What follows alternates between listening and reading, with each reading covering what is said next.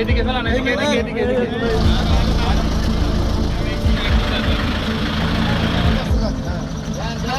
সাতক্ষীরা জেলার আশাশুনি উপজেলার মহিষকুড়া ইউনিয়নে র্যাব এখানে প্রায় 1500 কেজির মতো মাছ জব্দ করে। যে মাছগুলোই আমরা দেখেছি যে এখানে বিভিন্ন জিনিস অপদ্রব্য পুষ করা রয়েছে। ভাতের মাছ রয়েছে, কিটকিরির পানি রয়েছে, এরকম চিরার পানি রয়েছে, এরকম বিভিন্ন অপদ্রব্য তারা পুষ করেছে এবং সেগুলো আমরা পরীক্ষা করে পেয়েছি।